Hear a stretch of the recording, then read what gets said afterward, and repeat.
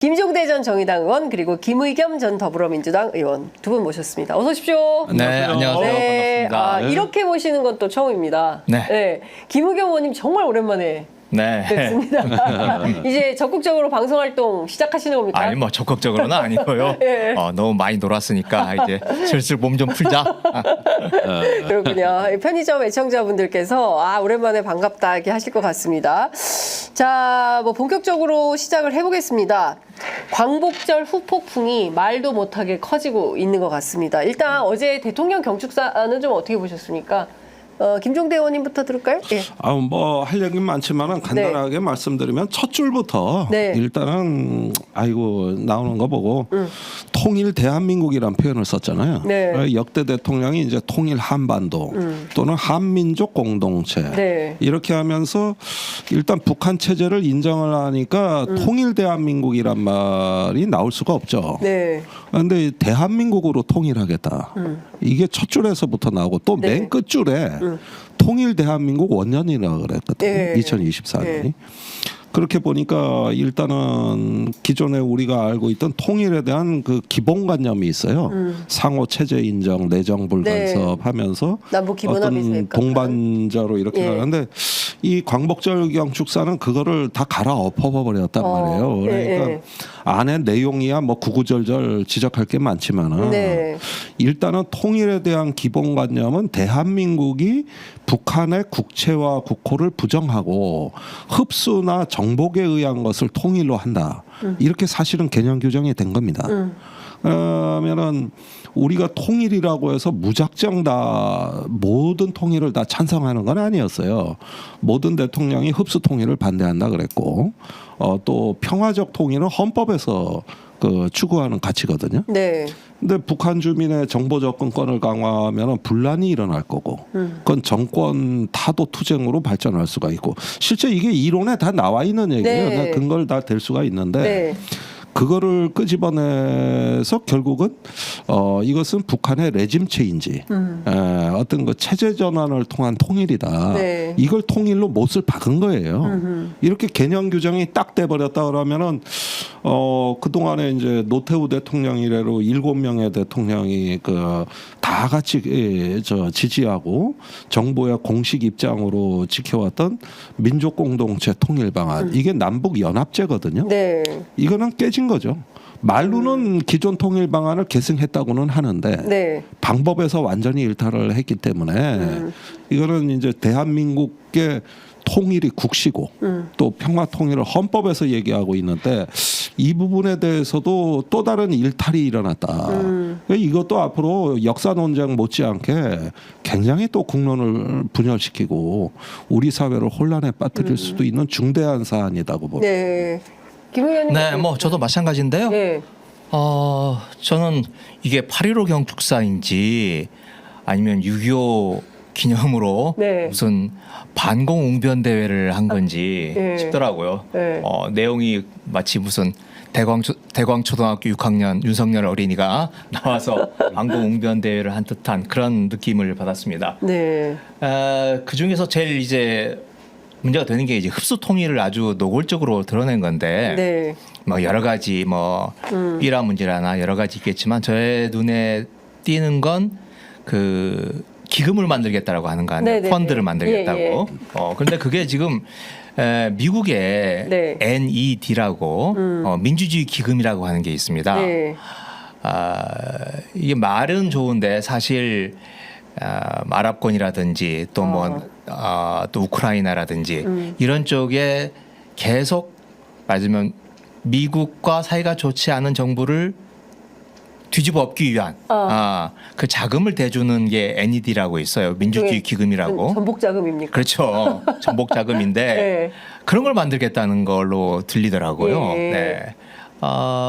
그런데 그걸 하려면 국민의 세금을 들여서 지금 만들어야 될 텐데 우리 김종대 의원이 지적했듯이 그동안의 민족 공동체 통일 방안 이게 여야 보수 진보 가리지 않고 우리가 수십 년 동안 합의해온 건데 이걸 정말 손바닥 뒤집듯이 그렇게 뒤집어 버리는 것 정말 뭐 입이 다물어지지 않는 거죠. 그러니까요. 그러니까 지금 보면 그러니까 보수들이 좀 나서줘야 될 것 같은데 오히려 지금 상황에서는 이종찬 내년에 구순이 되시는 올해 98인 내년에 이종찬 광복회장이 제일 지금 앞열에서 이 삼복더위에 제일 복판에서 싸우고 계시고 실제로 보수들이 별로 얘기가 없어요. 오히려 그 조선일보 같은 경우에는 사실상 이종찬 광복회장을 공격하면서 메신저를 공격하는 방식으로 대통령실도 마찬가지입니다. 마치 뭐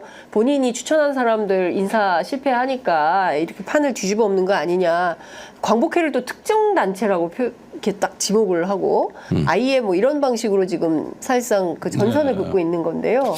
아니 조중동에서도 분화가 보입니다. 조선일보는 말씀하신 바와 같고 동아일보는 조금 달라요. 그래서 이번에 그 통일 방안에 대해서도 북한이 이래서 호응하겠냐 이런 약간 오늘 사설이 좀 비판적이에요.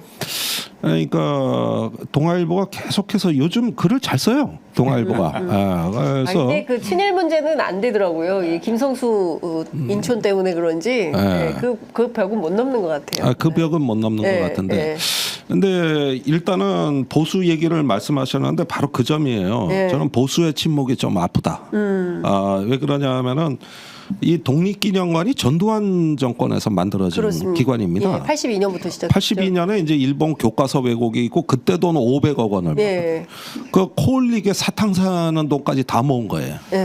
그래서 87년에 개관을 했고 그래서 그 과거의 보수 경우에는 일단은 민족이라는 자기장은 어느 정도 일탈을 하지 않았단 말이에요. 그리고 사실은 노태우 대통령에 이르기까지 노태우 대통령이 주장한 게 민족자정과 통일의 시대. 그러면서 88 선언을 하고 남북 기본 합의서를 체결했던 거 아닙니까?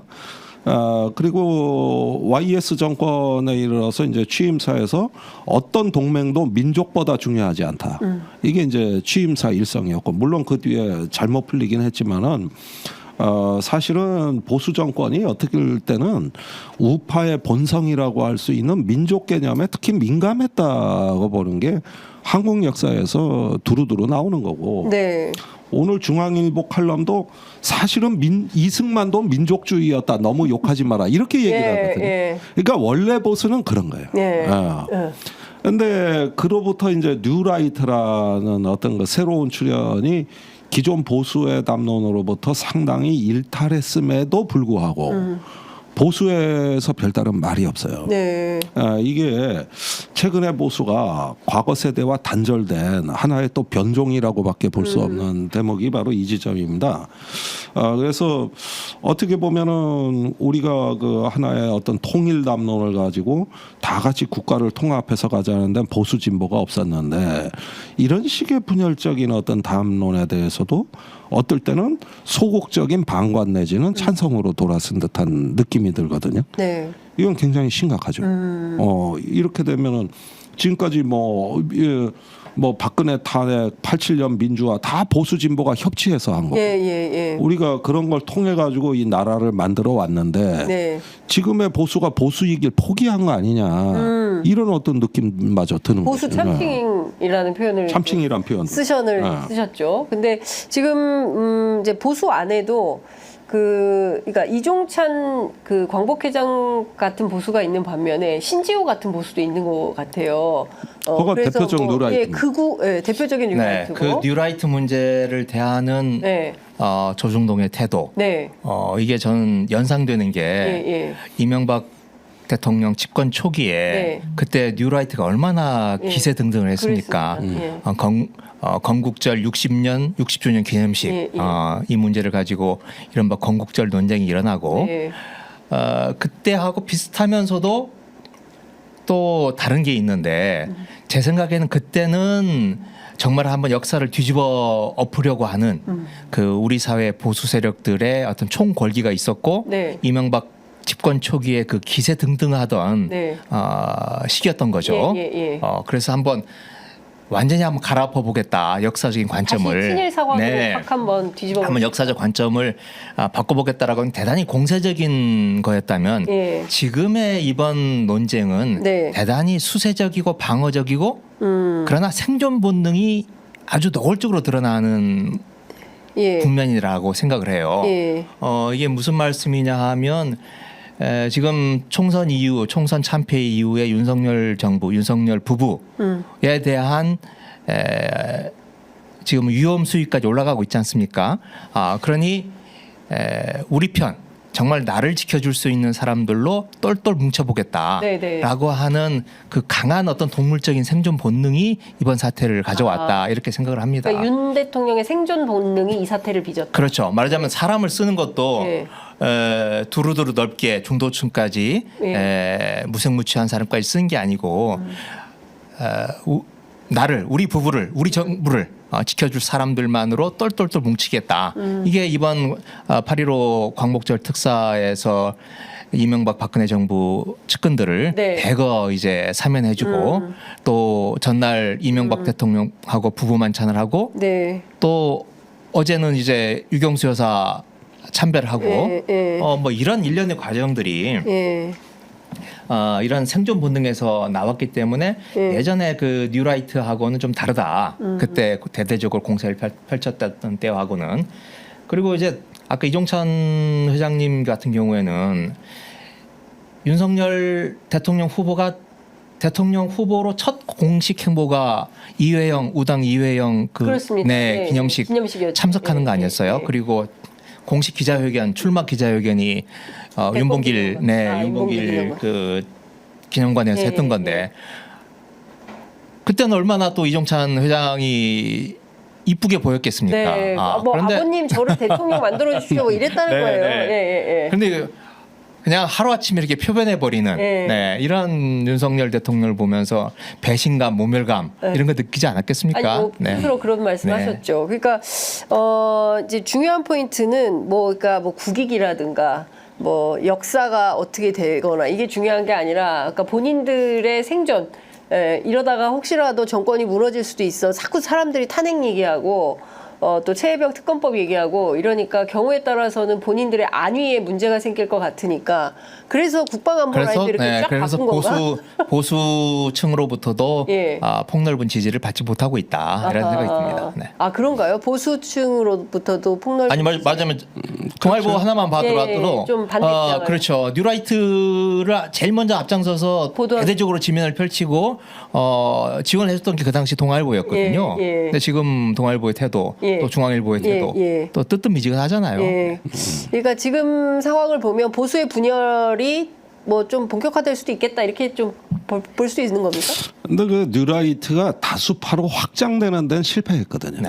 그러니까 우리 사회는 여전히 비주류예요. 그렇죠. 사실 보수 내에서도 주류라고 할 수가 없는 거예요. 그런데 사실은 어떤 거 권력을 유지하고 어떤 그 권력을 또 재생산하는 거는 이게 민주주의 사회에서 다수파 전략이어야 되는데 지금 그것에 대해서는 이미 포기한 것 같아요. 그리고 다수의 여론을 두려워하지도 않아요, 사실은. 그것보다는 단단한 나의 교두보랄까 자기 어떤 중심성에 더 집착을 하는데 이게 워싱턴 포스트의 그 밥 우드워드 대기자가 경로라는 책에 얘기한 행정 권력의 신경쇠약이라고 그렇게 표현한 거거든요. 말년에 트럼프가 가면 갈수록 그렇게 되더라는 거죠. 모든 권력을 사유화해야만 직성이 풀리는 점점 자기 자신에 대한 보호 본능에 집착하는 이런 행태를 보인다는데 우리 같은 경우는 대한민국은 경로공화국 아닙니까? 그다음에 그렇죠. 모든 권력은 여사로부터 나온다. 헌법 1조가 지금 수정돼야 될 판 아니? 그러니까 이러다 보니까 어떤 그 권력의 망상과 집착이 어떤 면에서는 자꾸 더 극단화되는 경향에 추구하는데 이게 우리 상식으로는 이해가 안 되는 거예요. 저라면 다수로부터 더 고립될 텐데 왜 저러지? 지지율이 더 올라가지도 않고 완전히 그 장벽이 쳐지는데 왜 저럴까? 이런 의문을 가질 수가 있는 거예요. 네. 저게 절대 다수파 전략이 아닌데도 불구하고. 네네네. 근데 막상 본인들 입장에선 그게 아니라 견고한 더 자기 자기의 지지층을. 방화벽을 더 원하는 거고 네. 다수파에 대한 여론이 아니라 그게 더 예, 절실하다는 건데 이게 바로 신경쇠약 현상에서 나온다는 거예요. 그래서 권력은 그런 경향에 치우칠 수 있다는 거고 그때 극단주의가 나오는데 스웨덴의 민주주의 다양성 연구소 같은 데서 계속 지적하는 게 뭡니까? 그렇게 권력이 극단화될 때 정치적 견해가 다른 세력이 연합해서 막아야 된다는 그러니까 독일에선 나치가 성공했지만 노르웨이에선 왜 실패했냐? 보수 진보가 연합해서 파시스트 운동을 막았거든요. 네. 최근에 프랑스의 르펜이 일당으로 도약하니까 좌파 우파 정당이 연합을 해서 네. 후보 단일화를 해서 막았거든요. 네. 우리가 박근혜 대통령 탄핵도 그쵸. 진보만이 한 게 아니라 보수랑 보수 진보가 연합을 해서 예. 다수를 형성해서 막았던 네. 거거든요. 예. 이게 민주주의의 근간이라고 보는 거예요. 그랬는데도 일단은 보수가 침묵한다는 계산만 쓰면 그래서 이렇게 연합을 안 한다는 계산만 쓰면 권력은 자기 망상에 집착하는 게 더 강해진다. 그렇게 되는 거죠. 네. 그래서 지금 현상이 그렇게 되는데 곳곳에 보초를 다 세워놨어요. 네. 이제 역사적인 어떤 거 사상이 네. 다 비슷비슷하고 또 그러면서 권력의 정점에는 이제 안보실장부터 해서 사실상 전부 100% 네, 네, 뉴라이트라고 보면 돼요. 그러니까 이런 식으로 가는 거는 어떤 이렇게 일색화된 그러면서 이견이 없고 집단 사고로 이렇게 딱 굳어진 가두리 양식장 같은 권력. 여긴 자연산이 있으면 안 돼. 가두리 양식만 있어야 돼. 양식장. 근데 네. 가두리 권력. 네. 가두리 권력. 그래 북한은 극장 국가라 그러잖아. 네. 극장 안에 갇혀 있다는 뜻인데 네. 여기는 보면 가두리 양식장 권력이라 이게. 네. 자연산 필요 없죠. 근데 지금 이런 것 같아요. 그러니까 앞서 말씀하신 대로 굉장히 피곤한 겁니다. 국민들은. 그러니까 뭐냐면 이명박 때는 뉴라이트 때문에 정말 피곤했고 박근혜 때는 역사 교과서 가지고 막 싸우느라고 힘들었고 이제 윤석열 때는 지금 모든 인사를 뉴라이트로 세우고 사실상 국가기관을 무력화하거나 사실상 그걸 뭐라고 해 망치고 있다고 표현하는 게 정확할까요? 그러니까 국가인권위원회 안창호 씨 같은 사람 안 치고 독립기념관장에 김영석 씨 같은 사람 뭐 막 이렇게 인사를 막 하잖아. 이진숙, 뭐 김문수. 그러니까 이런 방식으로 하는 와중에서 과연 다수연합이 가능하겠냐. 그리고 또 그럼 포기한 거죠. 그러니까 다수연합은. 예. 네. 그러니까 뭐 가두리 양식장 얘기도 하셨는데 예전 전투 네. 전쟁으로 비유를 하자면 네네. 들판에서 크게 대규모 전투나 전쟁을 벌이는 게 아니고 농성을 하는 거죠. 성 안에 들어가서 성문을 빗장을 딱 걸어 잠그고 네. 성벽은 더 갈수록 더 높게 쌓아 올리고 믿을 만한 사람으로 그 곳곳에 네. 자기 측근 장수들을 배치를 해서 이 성을 지키는 게 목적인 거지. 성문을 열고 나아가서 네. 어떤 더 세력을 넓히고 예. 자신이 가지고 있는 신념 체계나 가치를 뭔가를 이뤄보겠다 예. 이런 생각은 전혀 없는 거죠. 앞으로 남은 기간 동안에 내 생존, 내 생명을 유지해 나가는 것 그게 가장 중요하기 때문에 네. 그러다 보니 사람들도 꼭 무슨 내가 이념이 있거나 철학이 있는 것뿐만이 아니라 그런 사람들밖에 남아 있지 않은 거죠. 그러다 보니까 굉장히 편협하게 사람을 쓸 수밖에 없는 그런 단계다 그렇게 싶습니다. 그러면 지금 윤석열 성을 쌓아가지고 아무도 범접할 수 없게 내 사람들을 딱 전면 배치해서 다 들어오지 마. 우리끼리 그냥 할 거야라고 하면서 이걸 3년 동안 이런 방식으로 한다면 그러면은 나라가 어떻게 되는 겁니까? 아니 그 부분은 이미 정해진 길이라고 보는데. 네. 국민의힘이 그걸 다 일렬종대로 서서 따라간다는 그게 게 제일 큰 문제죠. 예. 원래는 거기서부터 균열이 나야 변화의 조짐이 그렇습니다. 보이는 거고. 다수연합이 되려면 국민의힘이 바뀌어야 되고 소위 그렇죠. 얘기하는 뭐 제3자 특검도 수용하고 뭐 이런 방식으로 가야 되는 건데 그 가능성이 지금 거의 없는 거 아니겠습니까? 좀 시간이 가면 이렇게만 가서는 이제 국민의힘 내부에서도 서로 다른 목소리들이 나오겠죠. 지금은 이제 한동훈 대표가 다른 목소리를 내려고 하고는 있으나 아직은 준비가 덜 되어 있는 상태인 것 같고 같이 망할 수는 없다 이런 이야기들이 항상 정권 말에는 나오지 않겠습니까? 그게 언제 어떤 계기로 이루어질지는 모르겠지만 서로 지향하는 바가 다르기 때문에 머지않아 또 그리고 또 야당이 어떻게 하느냐에 따라서 그 균열점은 나타날 거라고 생각합니다. 그러니까 이게 미국 공화당의 사례를 보면은 2021년에 폭도들이 하원에 난입한 때가 1월 6일입니다. 네. 근데 그날 트럼프의 선동 연설이 있었어요. 그런데 연방 검찰이 보기에 매우 심각한 워딩이 있었는데 지금이 행동할 때입니다. 이 말이라는 거예요. 네. 그래가지고 저게 사실상 내란 선동죄라고 본 것이죠. 자 이렇게 해서 폭도들이 난입을 했는데 주범은 트럼프입니다. 그저 미국 공화당에서 다른 목소리가 나왔어요. 그래가지고 트럼프를 비판한 게 약 17명 정도 의원들이 나왔고 그 뒤에 트럼프가 탄핵안이 회부가 됐단 말이에요. 이때 공화당의 이탈표가 7표였다고. 네. 그래가지고 찬성을 했거든요. 근데 그 뒤에가 어떻게 됐느냐. 그 17명이 다음 선거에서 몰살. 그러면 지금은 어떠냐 하면 없어요. 한 명도 없습니다. 다 떨어지고. 심지어는 어떤 상황까지 나왔냐 하면은 그 블랙 라이프스 매터 해서 흑인 시위대에 총기 난사를 한 백인이 있었다고. 트럼프가 이 사람을 옹호했단 말이에요. 그랬는데 공화당이 그 뒤를 따라갔다고. 심지어 영웅시까지 했단 말이에요. 그러니까 여기서 이제 극단주의 세력에 끌려가면서 그 저기 겉은 민주주의인 채 하지만 결정적 순간에 저기 줄 서고 끌려가는 모습을 보였단 말이죠. 그게 오늘날 미국이 저 지경이 된 원인이 공화당의 문제라고 저는 봐요. 그런데 지금 우리는 어떠냐? 국민의힘이 그 공화당을 닮아가고 있단 말이에요. 그러니까 처음에는 이탈이 있고 변화의 조짐이 있었던 거는 선거 때였고 당대표 선거 또는 총선 때였단 말이에요. 그런데 그때뿐이에요. 그때가 지나면은 저 트럼프가 지금 무슨 뭐 양떼들 몰고 다니듯이 몰려다니듯이 또 그 뒤로 도루묵이 된다. 그러면은 지금 저 한동훈 대표가 변화를 촉발할 수 있는 중요한 현안이 많은데 특히 이 광복절 문제에 대해서는 한마디도 언급한 적이 없고 오히려 그 주변에 신지호 같이 뭐 정책 뭐라더라 기획 뭐라더라 저기 그 부총장인데 전략부총장 전략부총장 한 거 보면 한술 더 떠요. 이게 뭐 극우 일본 극우 기쁨조라고 광복회를 매도하는 건 우리 상상에서는 안 나오는 단어거든요. 근데 그 측근이란 말이죠.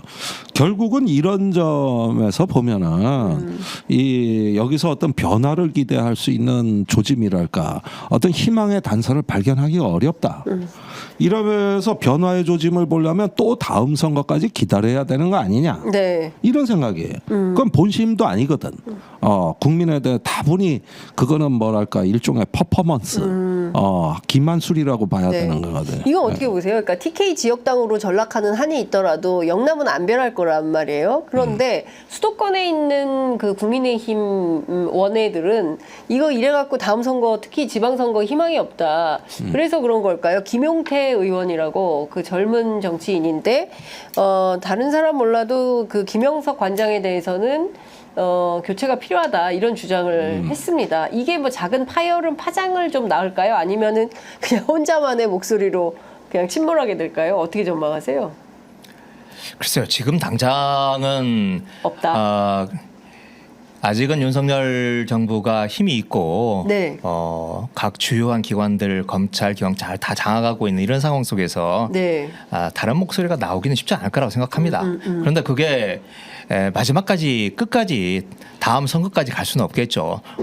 대선 지금 남아 있는 게 근데 지방선거는 국회의원들이나 당이 체감하는 게 훨씬 더 떨어지기 때문에 지방선거를 앞두고 무슨 균열이 생기거나 하기는 쉽지 않겠지만 대선이라고 하는 게 본격적으로 좀 가시화되기 시작할 때면 글쎄요, 지금 윤석열 대통령의 이런 행보에 대해서 그대로 따라가겠다, 침묵하면서 순종하면서 따라가겠다, 이러면 국민의힘도 앞날이 없지 않겠어요. 네. 후보는 물론이고 일반 국회의원들도.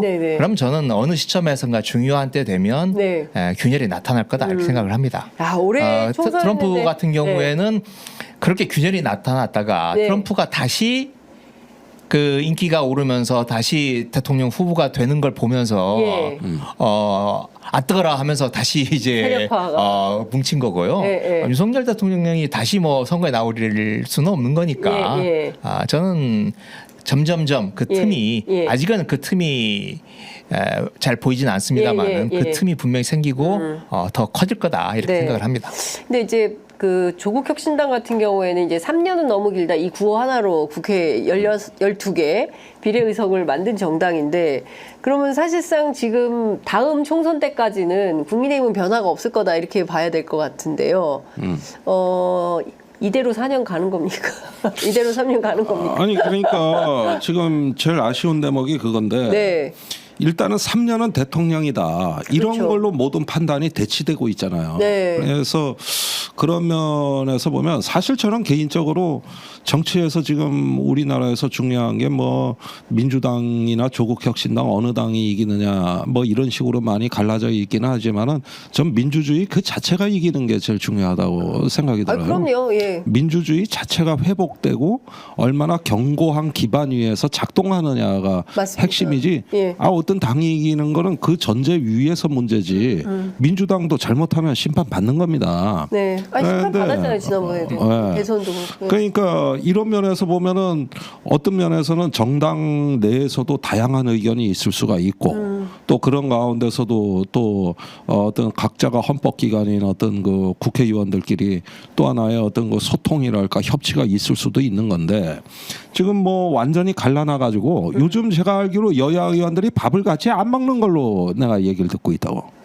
뭐 먹는 상임위도 있고 안 먹는 상임위도 있고 거의 뭐 안 되고 행안위는 심지어 내가 제일 경악스러운 게 뭐냐 하면은 7월에 재헌절 행사 있어요. 국회 재헌절 행사에 역대 국회의장들이 다 오신다고.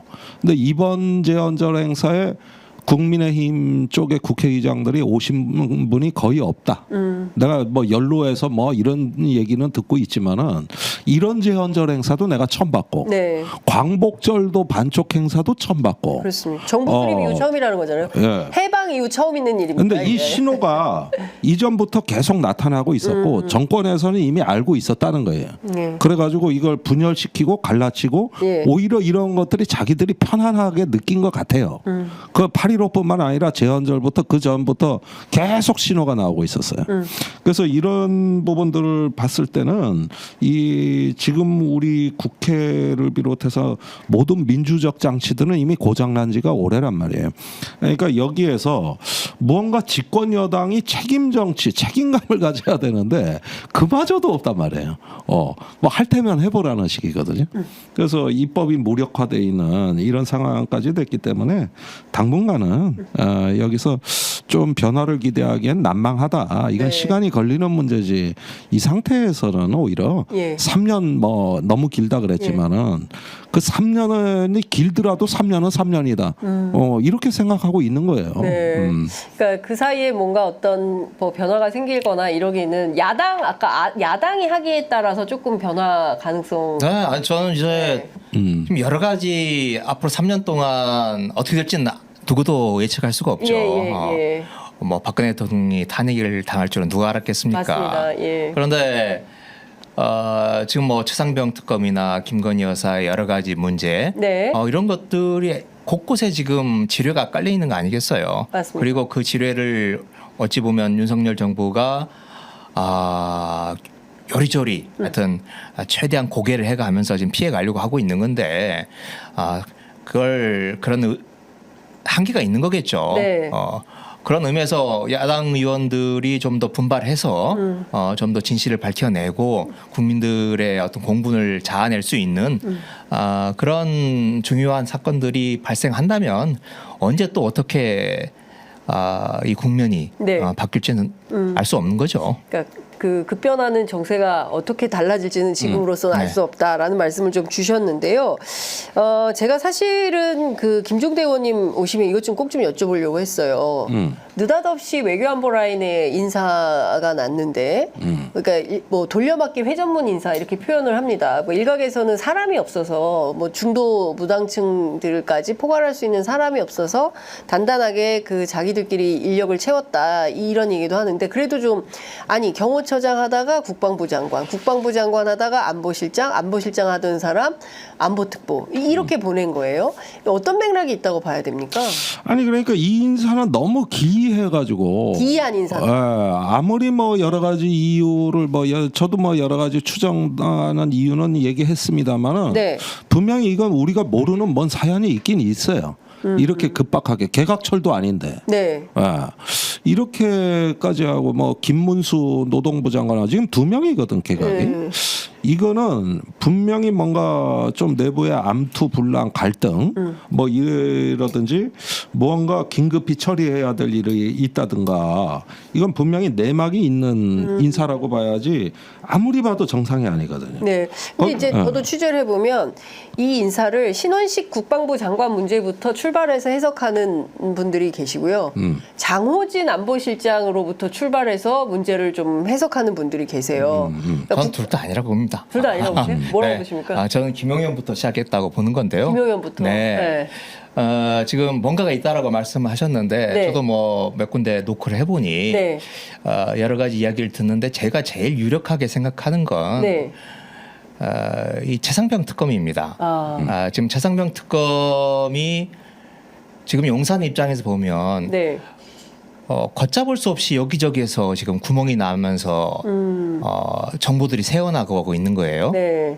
그 중에 하나가 이제 통신 조회인데, 예. 뭐 최근엔 공처가 이제 윤석열 대통령 핸드폰하고 그 주변. 800에 7070 예. 이런 것들을 한다고 했지만 사실은 그 전에 네. 군사법원에서 그렇죠. 이종섭 장관을 비롯해서 그 관련된 사람들에 대한 통신 조회를 허락을 해준 거예요. 영장이 막 네. 나왔죠. 근데 그게 군 검찰이 요청해서 한 게 아니고 예. 변호인들이 예. 박정훈 대령의 변호인들이 이것 좀 해주세요. 예. 라고 통신 조회 좀 해주세요라고 예. 요청하니까 법원이 그래 하고 예. 허락을 해준 내준 겁니다. 거죠. 예. 그게 사실은 통신 조회를 허락을 해준 의미가 아니고 영장을 발부한 거나 마찬가지이고 굉장히 중요한 내용들을 군사법원에서 허락을 해준 거예요. 네. 그러다 보니 이제 뚝이 무너지기 시작을 하는 거죠. 이렇게 되니까 예. 자 군대 내에서 군사법원이 그렇죠. 네. 그리고 지금 특히 해병대를 중심으로 해서 관련자들이 조금씩 이야기가 나오기 시작을 하고 있어요. 네. 거기에 군 검찰도 예. 제가 지난해 그 군검찰과 관련해서 한번 국정감사 때 네네네. 군검찰을 상대로 한번 질의를 해봤었는데 비공개 네네. 국감이었습니다. 군검찰도 쭈삣쭈삣해요. 자신이 없는 거예요. 이 사건에 대해서. 그런데 지금 공수처에서 수사 들어온다고 하죠. 또 특검한다 그러지. 예. 이러면 어디에서 구멍이 나서 이 뚝이 무너질지 알 수가 없는 상황이 정권 안보가 위태롭다. 그렇죠. 네. 예. 이래서 이걸 틀어막는데 예. 김용현 군을 제일 장악하고 있는 예. 김용현 같은 실장이 들어가서 예. 국방부 장관으로서 예. 입을 틀어막고 예. 관련된 것 누수 현상이 벌어질 수 있는 것들을 다 막는 게 그게 말하자면 이번 인사의 미션이다. 첫 번째. 발단이었고 예. 그러다 보니 현직 국방부 장관 10개월밖에 안 된 장관을 어디 보낼 데가 없잖아요. 네네.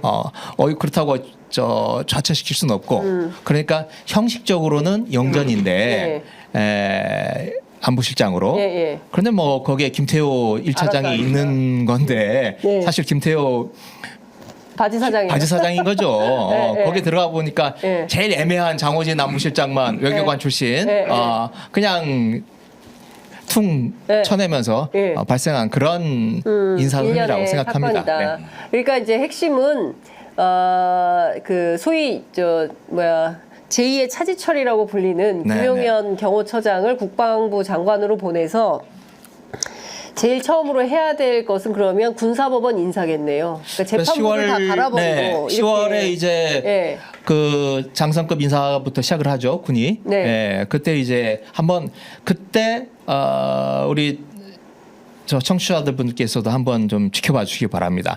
군사법원과 관련된 네. 이 병과 그 법무병과라 그러나요?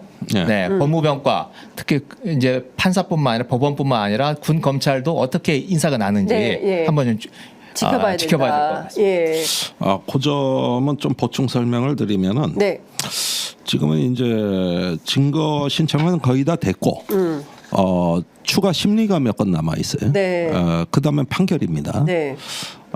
그렇다면은 그 지금은 이제 뭐 통신 정보라든가 이런 부분들을 막는 부분보다만 판결에 임박해 있는 시기라는 게 아마도 군사법원을 장악하는 데 있어 가장 화급한 일이라고 할 수가 있겠습니다. 그런데 지금 변호인들도 재판 분위기는 좋았는데 판결은 장담을 못 하고 있어요. 네. 사실은 김계환 사령관이 워낙 위증을 많이 하고 해병대 간부들이 전부 김계환 사령관 편을 들었는데 그 이윤세 대령이라고 저 정문공보실장 한 명 정도가 약간 중립적 증언한 게 전부거든요. 그러니까 이 증언한 이 심리의 토대로 보면은 사실 박정훈 대령한테 그렇게 유리하지가 않아요. 예, 군사법원 체제로 봤을 때 굉장히 변호인들의 증거 신청을 대폭 수용했다 하더라도 무죄가 나온다는 보장이 없단 말이에요. 그렇게 되면 그 다음 순서는 민간법원, 고등법원으로 가게 되어 있는 겁니다. 근데 물론 지금까지 군사법원이 뜻밖의 우리를 놀라게 한 일이 많이 있었습니다. 작년 8월에 그 박정훈 대령 구속영장 기각으로부터 해서 전 군사법원에 대한 시각이 안 좋았는데 저렇게까지 하냐 하면서 나름대로 또 제가 그거는 그 스토리를 하는데 그날 제가 현장에 있었거든요. 현장 취재를 했는데 그날 군사법원이 굉장히 완고했습니다. 그러니까 뭐냐면 법원문을 열어주질 않았어요. 그렇죠. 그러니까 그 국방부 검찰 통해서 들어와라. 그래서 그 자리에서 군인권센터 임태훈 소장이 고래고래 학을 쓰고 원래 잘하죠. 우리가 이 군사법원 문을 열기 위해서 얼마나 노력을 했는데 이제 그렇게 못 들어간다. 그래서 박정훈 대령 뭐 김정민 변호사 해가지고 현장에 서 있었고 그날 야당에서 그때 이제 민주당 국회의원들이 박범계 전 법무부 장관 포함해가지고 8명 국회의원이 와가지고 난리가 나요. 뭐 거기 민원실이 막 난리가 나고 그 다음에 군 검사가 튀어나오고 막 난리가 나고 그리고 나서 저녁 무렵에 영장이 기각된 거예요. 예, 그리고서 우린 구속되는 줄 알았던 그렇죠. 거죠. 예. 대다수가 그랬어요. 그날이 금요일이었는데 제가 그때 밤늦게 기각되는 거 보고 제일 행복한 주말을 보냈다 할 정도로 너무나 기뻤던 일이었습니다. 그때 구속되면은 이 사건 판도가 달라져요. 그렇죠. 완전히 무너뜨렸을 거예요. 완전히 무너뜨렸어요. 그러니까 박정훈 대령을 고립시키기 수 있었던 거죠. 그렇습니다. 저 청문회도 못 나와요. 못 나오죠.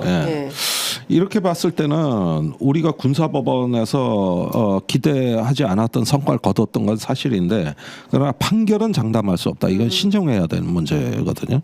그러니까 이 부분에서 일단 급해졌다면은 군사법원에 대한 어떤 압력 또는 통제 이런 부분이 있을 수 있다는 거. 그리고 그렇게 되면 또 이제 민간법원으로 이게 공이 넘어가는 거고 어쨌든지 간에 신원식 장관이 별로 한 일이 없어요. 별로 한 일이 없어요. 그러니까 이런 부분에 대한 문책 붕짜자 이제 그런 건 잘했죠.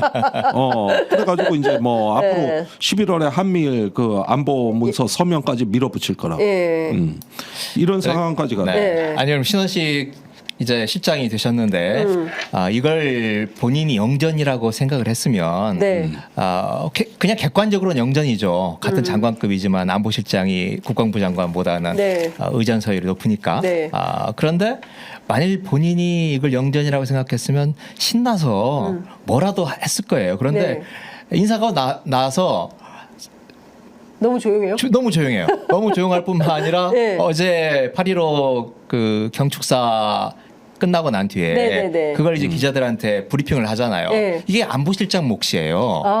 그렇습니까? 그런데 안보실장이 나와서 이제 이번 경축사가 어떤 의미를 지니고 예. 있고 이 문안 하나하나는 어떤 의미를 지니고 있다 이런 걸 설명해 주는 게 안보실장의 몫인데 김태호가 있어요. 김태호가 나와서 하고 있잖아요. 예.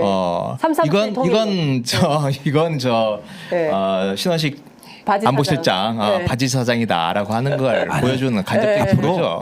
안보실장하고 김태호 차장 간에 바람 잘 날 없어요. 바람 잘 날이 없어요. 아니 근데 제가 취재하니까 신원식 장관은 상당히 자존심이 강한 군인이다. 나름 전략통이다. 뭐 우리는 그냥 분짜자 분짜로 알고 있지만 그가 그렇게 호락호락한 사람이 아니다. 유승민을 한때 했던 사람이기 때문에 김태호 차장하고 계속 갈등할 거다. 오래 못 있는다 이런 얘기를 누가 하나 쫓겨난다 이런 얘기를 하더라고요. 저도 그렇게 생각합니다. 지금 안보실장 이번에 네 번째죠? 네 번째입니다. 네 번째인데 점점점 임기가 줄어들고 있어요. 그러다가 이번에 지금 장 실장이 7개월 만에 물러났는데 맞습니다. 아마 신원식 안보실장은 더 짧지 않을까. 왜냐하면 다음 미국 대선이 끝나고 나면 그쪽에 NSC 보좌관이 미국에 NSC 보좌관이 새로 들어올 텐데 그 서로 파트너가 돼야 되거든요. 그런 의미에서도 몇 달 못 가지 않을까? 이런 생각이 듭니다. 그렇군요. 근데 이제 그 얘기 하셨잖아요. 그 한미일 그 문서? 그 문서에 합의하고 이게 사실은 거대한 기획? 1905년 체제 말씀하신 적 있잖아요. 이 뭐 어떻게 판을 짜고 어떻게 가려고 하는 건지. 아니 그러니까 7월에 서명한 그 초안 각서는 이미 서명이 돼 있단 말이에요. 네. 거기에서 표방한 게 한일이 앞으로 인도 태평양과 그 너머에서 공동의 목표를 갖고 안보 협력을 한다고 돼 있어요. 네. 그럼 이거 한미일 삼국이 한다고 봐야 돼요. 그러니까 인도 태평양과 그 너머라 그랬습니다. 네. 그러니까 앞으로 한미일 그 안보 협력 문서가 체결이 되면은 일단은 남중국해나 대만 해협에서 앞으로 항상 같이 행동한다.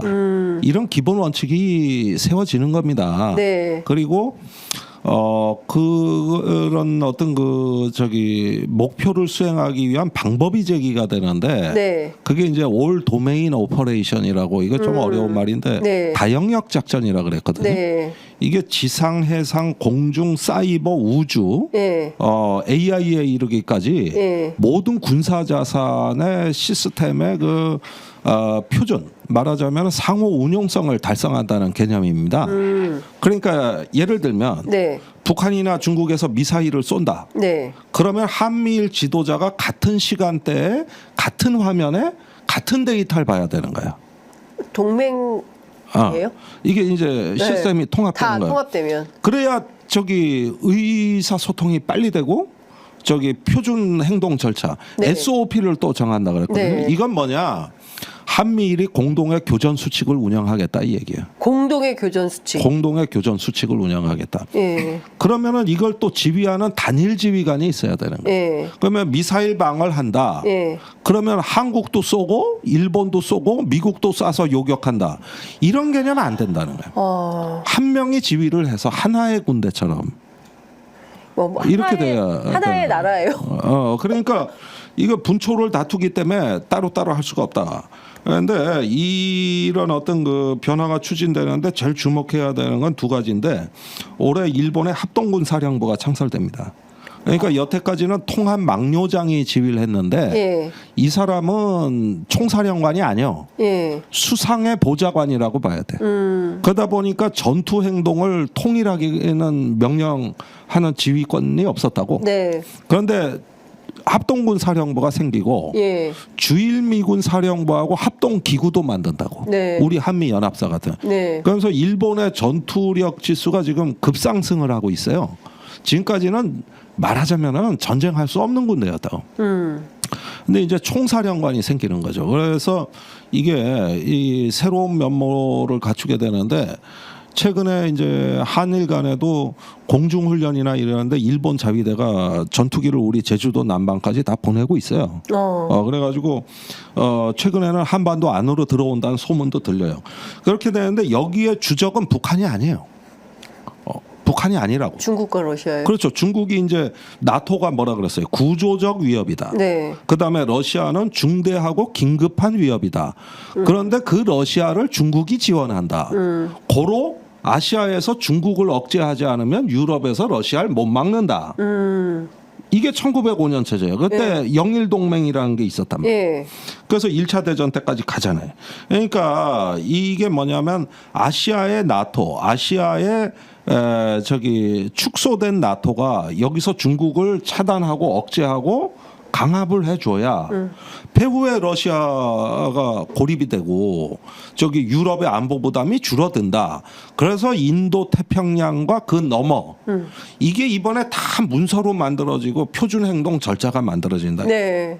그래서 저 작년에 캠프 데이비드 협정이 네. 이제 군사적인 문서로 올해 완성이 되는 거라고. 보통 심각한 문제가 아니네요. 이라고요. 그게 11월이라는 거예요. 아, 그게 11월이라는 거예요. 그 트럼프가 되면 이게 다 깨질까요? 아니면은 트럼프가 되든 아니 그러니까 되든. 트럼프가 되기 전에 빨리 해야 되는 거예요. 트럼프 되기 바이든 체제 때 바이든 체제 때 대못을 꽝꽝 박아 놔야 되는 거예요. 이제 미국 입장에서는 그러고 싶은데 일본 입장에서는 그러고 싶을 수도 있겠지만 우리는 그럴 수 없는 거 아닙니까? 아니 그런데 이 문서를 제안한 나라가 한국이에요. 에? 우리가 이걸 제안했다고. 왜? 그래서 신원식 장관이 왜 일본 갔을 때 요미우리 인터뷰에서 각서를 서명하고 나서 인터뷰가 이 프레임워크는 한국이 선제적으로 제안한 거다. 이렇게 얘기를 했잖아. 미국 대선이 그래서 한반도에 미친 영향이 이번만큼 큰 때가 없지 않을까 싶은데요. 물론 지금 뭐 해리스가 될지 트럼프가 될지 오히려 지금은 해리스가 몇 개 주에서 더 앞서는 걸로 지금 나타나고 있어서 예측하기는 쉽지 않은데, 근데 트럼프 대통령이 됐을 때는 저는 굉장히 큰 변화가 있을 거라고 생각을 합니다. 네. 문재인 대통령 시절에도 변화를 추구를 했었는데 그게 이제 기존의 미국의 전통적인 외교 노선, 국방 노선을 벗어나서 어찌 보면 이단화죠. 이단화 트럼프가 한번 시도를 해봤는데 그때만 해도 힘이 없어서 트럼프의 생각이 행정부 전반에 걸쳐서 작용을 하지 않아서 받쳐주는 사람이 없어서 실패를 했지만 우리 김종대 전 의원이 말씀하셨듯이 지금은 공화당이 완전히 트럼프 일색으로 바뀌었어요. 그게 일반적인 정치나 행정을 넘어서서 이 외교 문제, 국방 문제 이런 것까지 다 트럼프의 코드에 맞는 사람들끼리 지금 짜여져 있기 때문에 트럼프가 들어서면 일사불란하게 뭔가 변화된 행동이 나올 거다.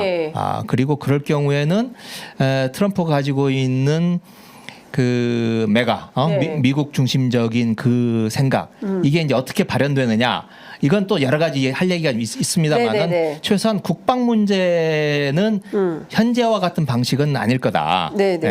그리고 물론 대중국 압박은 계속 가긴 하겠지만 그 관세라든지 어떤 보호무역 같은 경제적인 노선으로 제재를 가하지만 돈이 많이 들어가는 그런 국방 문제에 있어서는 다른 접근을 하지 않을까 좀 싶습니다. 그렇군요. 근데 어찌됐든 그 우리 입장에서는 소위 이제 문재인 정부 때 한반도 운전자론 얘기하면서 남북 관계를 좀 주도적으로 풀어가고 동북아 지역에 좀 평화 체제를 구축하는데 좀 자주적으로 역할을 해왔던 반면 윤석열 정부 들어서는 미국의 의지대로 일본의 방향에 맞춰서 무한정 끌려가는 건데 이걸 또 내가 앞장서서 했다고 신원식 장관이 얘기를 했다고 하니 그것도 참 진짜 아까 말씀드렸지 끌려가는 게 아니라 먼저 깃발 들고 먼저 나서 먼저 우리가. 했다니까 우리가. 내가 아니 송두리째 갖다 바쳤다고 쉽게 얘기하면은 그 저기요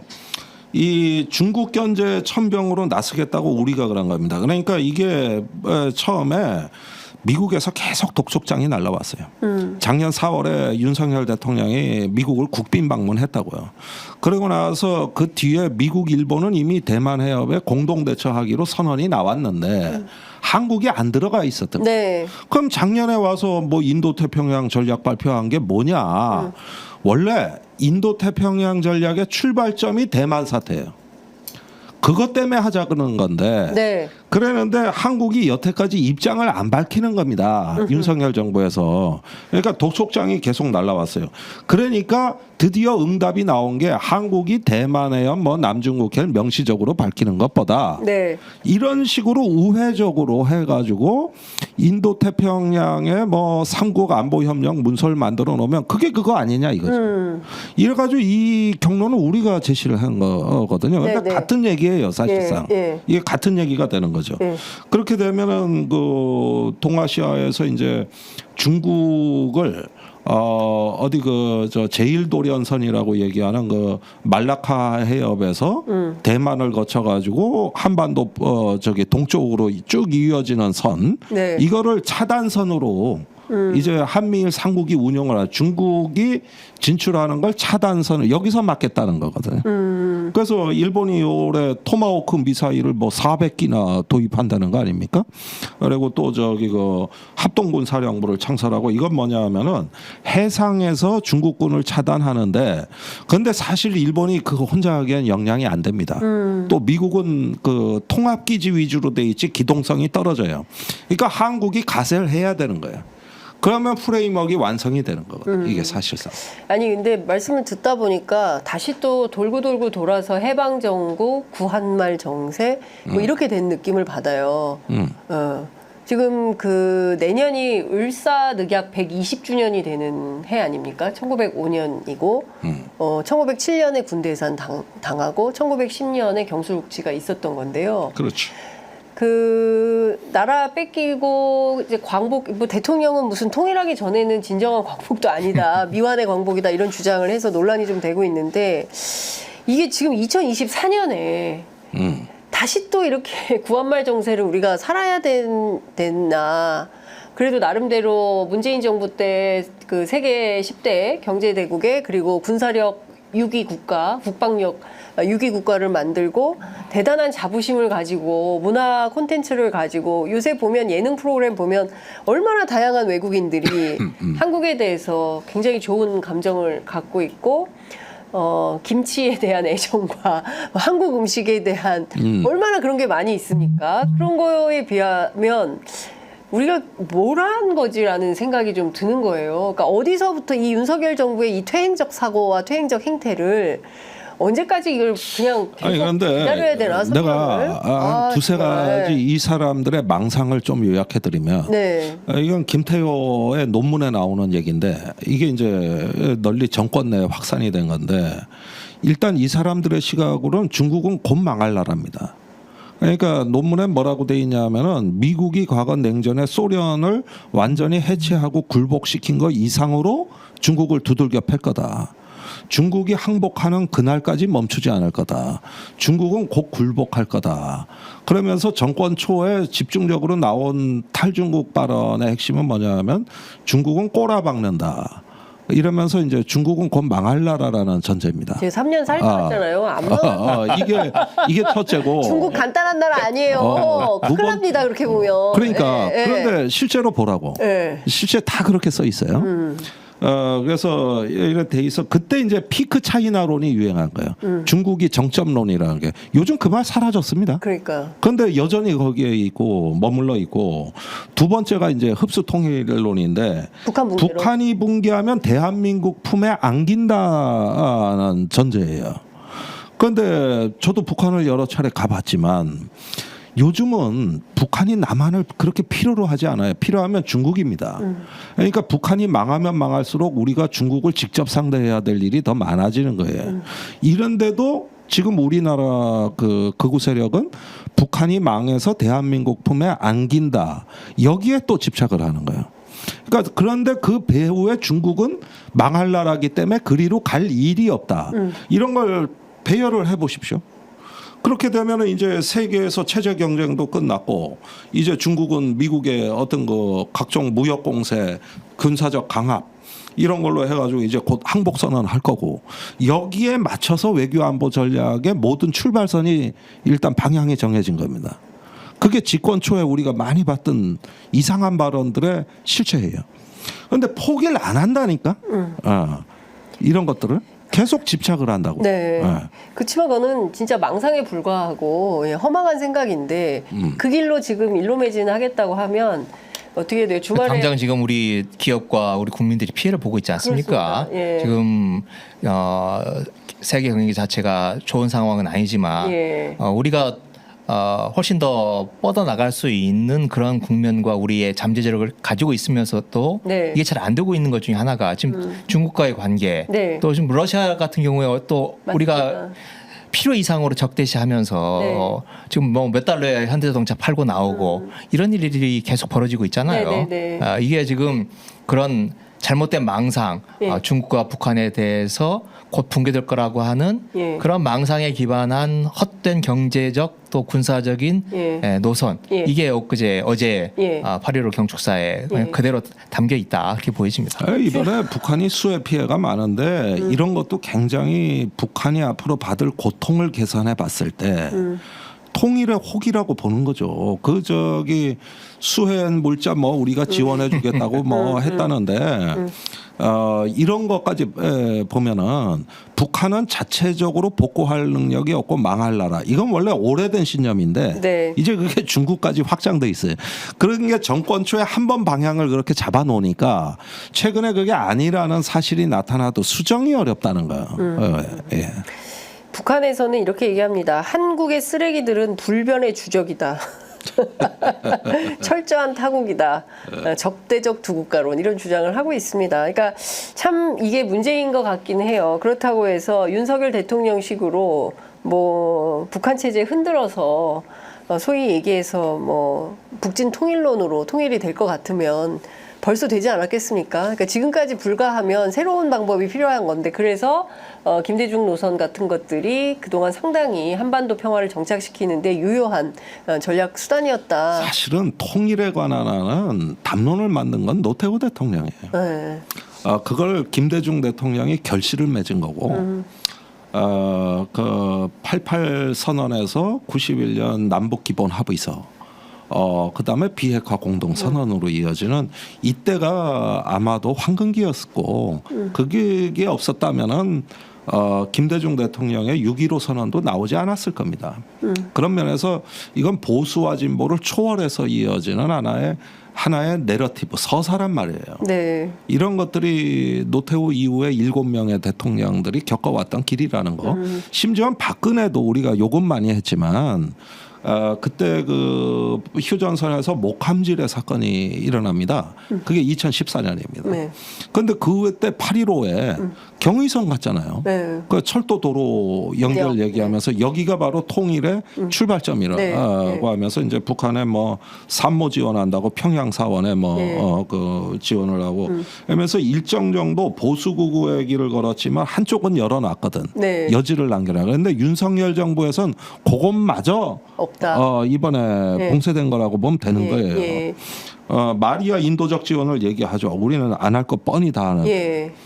그래서 이런 부분에서 이제는 더 이상 우리한테 무슨 단계적이고 점진적 통일 얘기 그런 거 필요 없다.